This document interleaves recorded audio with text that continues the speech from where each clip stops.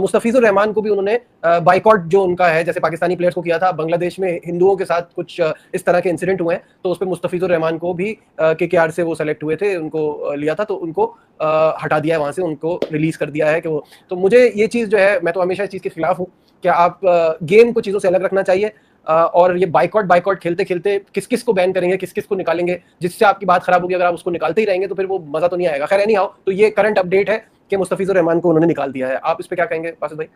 ये नजीब, पहले तो मैं ये बता दूं कि उधर भी सवालात उठे हैं कि मुस्तफिजुर रहमान ने क्या कोई ऐसा स्टेटमेंट दिया है? नहीं, कुछ भी नहीं, स्टेटमेंट की बात ही नहीं है।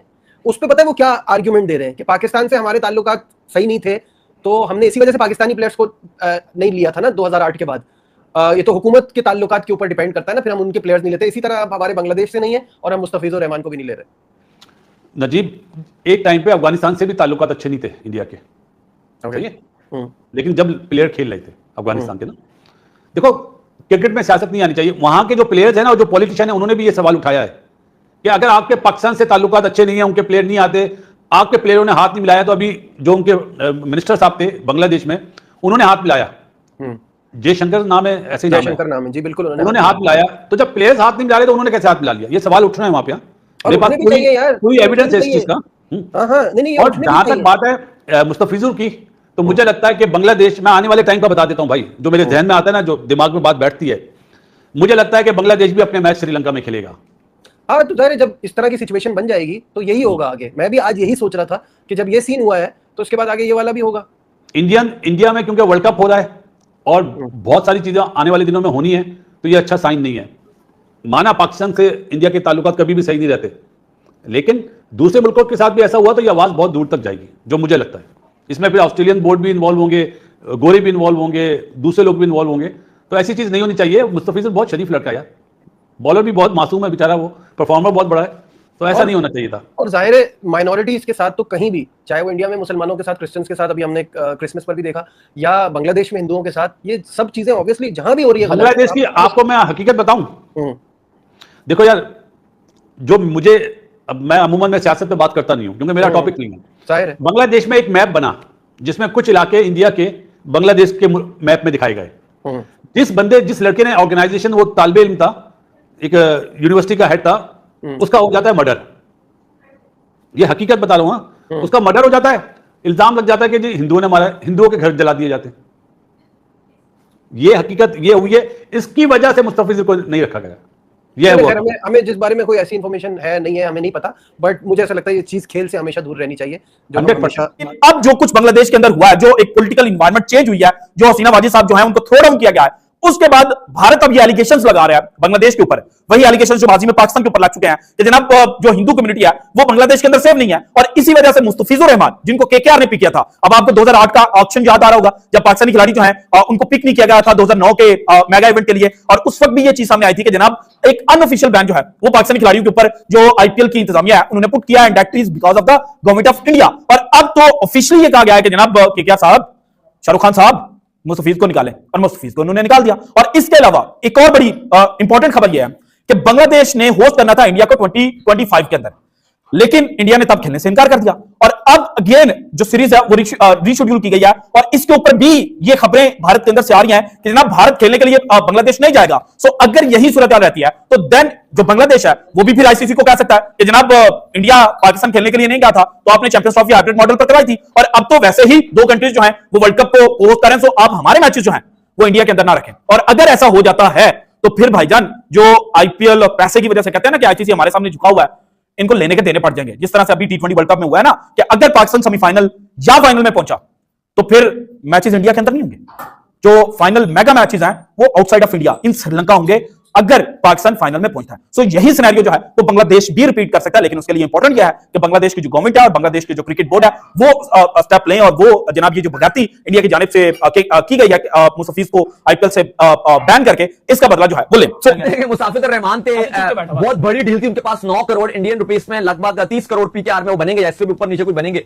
अब हुआ यह कि शाहरुख खान की टीम कोलकाता नाइट राइडर ने उनको लिया हुआ था, शदीद गालियां पड़ रही हैं शाहरुख खान को भी ट्विटर में, इंडिया में लगातार एक हफ्ते से उनको पढ़ रही हैं, उनको फैंस जो है कुछ लोग जो बड़ा अब्यूज कर रहे हैं, गंदे गंदे वर्ड्स लिख रहे हैं, मुस्ताफिज रहमान को भी लिख रहे थे। इवन बीसीआई का 2 दिन पहले ऑफिशियल मौका आया, उन्होंने कहा नहीं, हमें कोई ऐसी गवर्नमेंट की तरफ से नहीं कहा गया किसी बांग्लादेश खिलाड़ी को निकालो, हम कोई डिसीजन नहीं ले रहे। अभी एक्स प्रेसिडेंट जो प्राइम मिनिस्टर थी बांग्लादेश की, उनका इंतकाल हुआ था, तो वहां पे हमने देखा कि जो आपके इंडिया के फॉरेन मिनिस्टर हैं वो भी वहां पर गए हुए थे, पाकिस्तान के मिनिस्टर भी वहां पर गए हुए थे, वहां पे हमने देखा कि हाथ भी मिलाया गया, डिस्पाइट के जो क्रिकेटर्स हैं, स्पोर्ट्स है, वहां पे हाथ नहीं मिलाया जाता। उन्होंने मिलाया हाथ, पाकिस्तान की जो एयरफोर्स है उन्होंने, इंडिया की जो एयरफोर्स है उन्होंने आपस में हाथ मिलाया, लेकिन ये सूर्या कुमार यादव नहीं मिलाते, बस वो नहीं मिलाते, बाकी सब मिलाते। और क्रिकेट को, स्पोर्ट्स को दूर रखनी चाहिए। मेन तो हम क्या कह रहे हैं, जिनकी वजह से मिनिस्टर लड़ाइयां करते हैं वो हाथ मिला रहे थे, जो आपके एयरफोर्स वाले हैं वो हाथ मिला रहे थे, जो खिलाड़ी जिनका कोई लेना देना ही नहीं है पॉलिटिक्स से, वो सूर्या कुमार यादव कहते हैं भाई मैं नहीं मिलाऊंगा, भाई मैं नहीं मिलाऊंगा। अब अली साहब हुआ यह कि आज बीसीसीआई ने केकेआर को बोला कि मुस्ताफिज रहमान आईपीएल नहीं खेलेंगे और आप उनको रिलीज कर दो और उनकी रिप्लेसमेंट पे आप आईपीएल से कोई और खिलाड़ी उठा लो। चलो ये तो वो उठा लेंगे, लेकिन जैसे ये बात बांग्लादेश क्रिकेट बोर्ड को पता चली तो साथ ही साथ उनकी गवर्नमेंट और क्रिकेट बोर्ड ने शदीद गुस्से का इजहार किया और उन्होंने कहा कि ये जो हरकत की गई है, एक खिलाड़ी टोटल खेल रहा था और अगर ऐसा किया गया, और उसके बाद अब एकदम उन्होंने नहीं किया, जो बीजेपी और आरएसएस है उन्होंने धमकियां देना शुरू कर दी हैं बांग्लादेश क्रिकेट टीम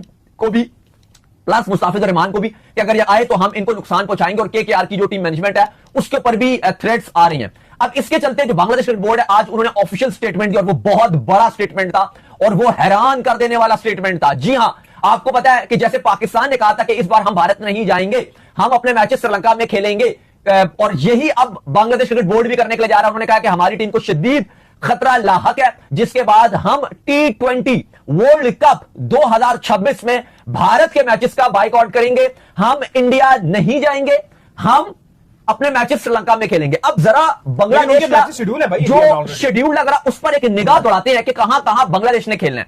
अब उसमें भी ना 2 बातें हैं। पहले तो मैं आपको बता दूं कि बांग्लादेश क्रिकेट बोर्ड ऑफिशियल तौर पे आईसीसी के पास जा रहा है, प्रॉपर उन्होंने तैयारी कर लिया और उस पर वो कहेंगे कि अगर आप हमारे मैचेस श्रीलंका में शिफ्ट नहीं करते तो फिर हम बाइकआउट भी कर सकते हैं वर्ल्ड कप का, ये वो चीजें भी लेकर आएंगे। बांग्लादेश में ना बहुत ज्यादा इस चीज को लेकर अब स्ट्रांग चल रहा है कि किसी भी सूरत में आपने जो इंडिया का बाइकआउट करना है, उनके स्पोर्ट्स हो गए, जितने उनके जर्नलिस्ट हो गए, वो सारे कह रहे हैं कि यार हम बस बाइकआउट करें। नहीं, ये आप बिल्कुल बात ठीक करें, लेकिन ना एक और जो मामला खराब होगा जिसकी वजह से ये कहा जा रहा है कि हम चेंज करेंगे, बहुत सारी धमकियां मिली हैं बांग्लादेश क्रिकेट टीम को कि अगर वो आए तो रोला हो जाएगा। अच्छा, बांग्लादेश क्रिकेट बोर्ड ने कल अपना एफटीपी भी अनाउंस किया, जिसमें हमने आपको पाकिस्तान का भी बताया था कि पाकिस्तान ने बांग्लादेश जाना है ठीक T20 वर्ल्ड कप के बाद 3 ओडीआईस खेलने। हाँ, मैं वही आ रहा हूं। और फिर पीएसएल के बाद पाकिस्तान जाएगा बांग्लादेश 2 टेस्ट मैचेस खेलने के लिए, जो WTC का पार्ट है। लेकिन इसी शेड्यूल में बांग्लादेश ने यह भी अनाउंस किया कि जो पिछले साल इंडिया और बांग्लादेश के 3 T20 3 ओडीआईस थे, वो भी पॉलिटिकल रीजन की वजह से कैंसिल कर दिए थे बीसीसीआई ने, सिक्योरिटी मसले हैं। एशिया कप से ठीक पहले जाना था, बिल्कुल एशिया कप की तैयारी के लिए वो जाना था और ठीक पहले जाना था, वो सीरीज थी, तो वो इस साल शेड्यूल है सितंबर में। लेकिन अब नजर आ रहा है कि शायद वो भी पॉसिबल ना हो पाए। लेकिन पहले हम चलते हैं वर्ल्ड कप के शेड्यूल पे, जो बांग्लादेश ने इंडिया में जाकर खेलने हैं। अच्छा, पहला मैच वेस्ट इंडीज और बांग्लादेश का मैच है, ठीक है, जो बांग्लादेश ने अपना पहला मैच खेला 7 फरवरी को। अच्छा, इसमें यह कि यह खेला जाएगा कलकत्ता में, कलकत्ता के ईडन गार्डन में। दूसरा बांग्लादेश मैच खेलेगा 9 फरवरी को इटली के साथ, यह भी कलकत्ता में ईडन गार्डन में। कलकत्ता में बंगाली बहुत है ना। मैं उस पर आता हूं। अच्छा, तीसरा मैच है 14 फरवरी को इंग्लैंड और बांग्लादेश का, यह भी कलकत्ता में। अब जो सीन है और जो आखिरी जो मैच है बांग्लादेश का ग्रुप मैच चौथा, वो है बांग्लादेश का नेपाल के साथ, वो है मुंबई में। अब मैं आपको बताऊं, अगर आईसीसी के मामलात इनके साथ चले, वैसे तो आपको पता है जो कलकत्ता है वहां पे बिल्कुल बांग्लादेश का पड़ोस में भी लगता है, और वहां पे क्योंकि बंगाली बहुत ज्यादा रहते हैं और उधर उस वेन्यू में बांग्लादेश की फैन फॉलोइंग बहुत ज्यादा है, और उसके सारे टिकट्स वो बिके जाएंगे, बांग्लादेश को सपोर्ट पूरा मिलेगा। इवन आप देखोगे पाकिस्तान जब ये सैलीस क्रिकेट क्लब में खेल रहा होगा या प्रेमदासा में खेलेगा, श्रीलंका के नॉन श्रीलंकन मैचेस अगर हो, या अगर आप देखोगे कि पाकिस्तान इंडिया का मैच नहीं है, पाकिस्तान एम ही खेल रहा होगा, उसमें आपको इतना क्राउड नहीं आएगा, बिल्कुल ना होने के बराबर आएगी। श्रीलंका इतना ट्रैवल ही नहीं करते हैं। हाँ, 1-2 हजार भी अगर आपको स्टेडियम में नजर आ गए ना पाकिस्तान के मैचेस में, जो श्रीलंका में, क्योंकि श्रीलंका में इतना सपोर्ट नहीं है उस लिहाज से, अगर आप देखो न्यूट्रल मैचेस में, हाँ अगर कोई इंडिया पाकिस्तान का मैच होगा, पाकिस्तान श्रीलंका के मैच होंगे, उसमें तो आएंगे। लेकिन ये जो कलकत्ता, इवन पाकिस्तान अगर इंडिया में खेल रहा होता, जैसे हमने 2023 में देखा था, हाउसफुल मैचेस थे पाकिस्तान के, क्योंकि फैन फॉलोइंग बहुत ज्यादा है पाकिस्तान टीम की इंडिया में। अब कलकत्ता में बांग्लादेश की फैन फॉलोइंग बहुत ज्यादा है। अब जो मुझे लग रहा है कि अब आईसीसी यहां पर जो बांग्लादेश क्रिकेट बोर्ड रिक्वेस्ट करने जा रहा है, यहां पे ना 2 मामलात बनेंगे। एक तो यह कि अगर इनकी बात मान ली गई पूरी, वो तो बांग्लादेश के लिए बेस्ट सिचुएशन है कि आप सारे मैच अपने श्रीलंका में खेल लो। लेकिन बसूरत दीगर अगर यह बात ना मानी गई, एक बात तो कंफर्म नजर आ रही है कि जो इनका आखिरी मैच नेपाल के साथ है बांग्लादेश का, वो है मुंबई में। वो तो नहीं हो पाएगा, मुंबई में नहीं हो सकता, और ना हो सकता है कि उसको पॉसिबल कोलकाता में, उसको भी कलकत्ता में कर दिया जाएगा, क्योंकि वहां पर तो बांग्लादेश का सपोर्ट भी बहुत है और बांग्लादेश को प्यार भी किया जाता है उनकी टीम को। एक और चीज भी है ना, बांग्लादेश कह रहा है हम आईसीसी के पास जाएंगे, तो आईसीसी का आगे चेयरमैन कौन है? नहीं, लेकिन वो जय शाह जरूर है, लेकिन मामलात ऐसे हैं कि मुझे लगता है कि मुंबई वाला मैच नहीं